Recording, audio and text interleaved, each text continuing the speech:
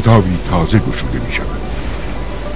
تولدی رقم می خورد و انسان چشم می گشاید.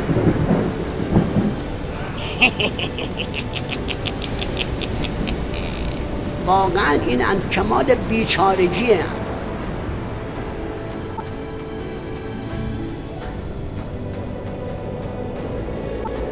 خدایا منم گشنمه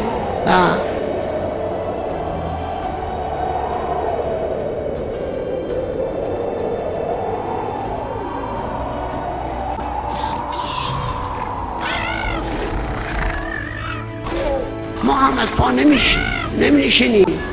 یه فکری بکنید.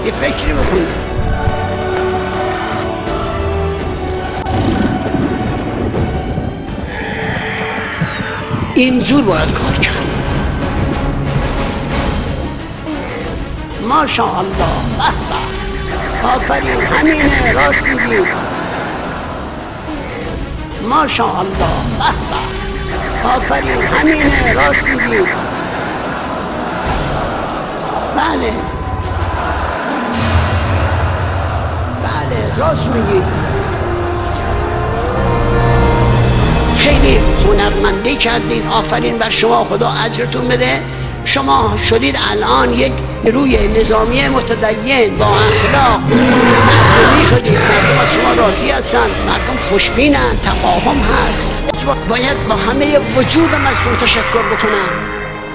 به امام وفادار باشید، به رهبر و ولایت فقیه وفادار باشید. ماشاءالله.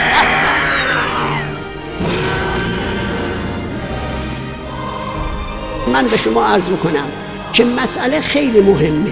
از یک مرکز ناشناخته داره کار هدایت میشه، ولی مسئله به این سادگی نیست. مسئله ریشه داره. این دعوا سر اینه.